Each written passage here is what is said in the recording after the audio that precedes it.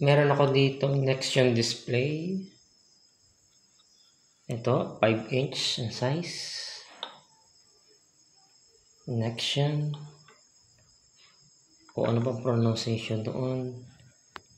Para sa akin, Nextion yung pronunciation ng screen. Then, meron ako ditong QRPH terminal device. Then, Node MCU na may kasamang ang tawag ba dito?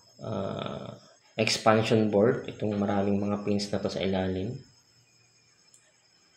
And then, powered ito using 5 volts power supply para sa charger ng phone. Nakakonect dito yung Node MCU and also yung QRPH terminal device. Now, dito sa setup na to, i-test natin kung pwede ba na instead of yung mechanical button, tatry natin yung Nextion Touch features nito na kung saan yan, may tricycle na dumaan, kung saan pag kinilik ko tong screen, mag-display dito yung QR code. Try natin, let's say sa 1 peso.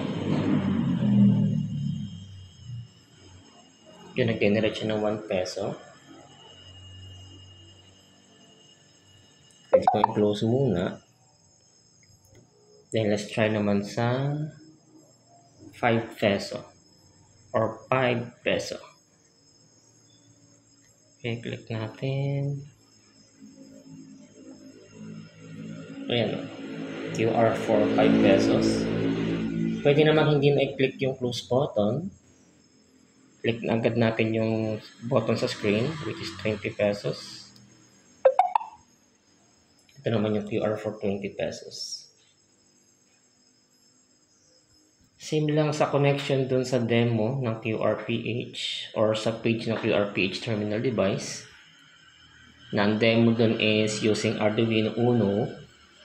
But on this setup, ang ginamit ko is Node MCU. Pero pwede rin kayong gumamit ng ESP32. Same connection din lang. Ang QRPH ay may tatlong connection papunta sa microcontroller, which is ground, RX, and then the TX connection. Yun lang din yung connection nito dito sa Node MCU. If ang gagamitin mo is ESP32, same lang, 3 connection din from from QRPH terminal device papunta sa microcontroller like ESP32 or Arduino Uno or any microcontroller. Pwede ka rin gumamit ng Raspberry Pi or Orange Pi. Pwede din. 3 wire connection din lang yun. Yan, ito yung setup.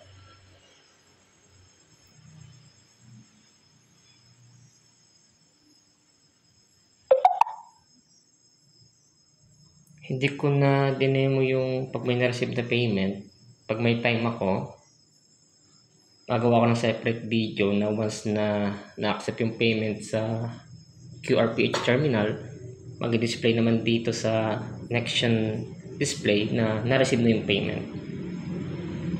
Gawa ko siya ng video pag may free time ako.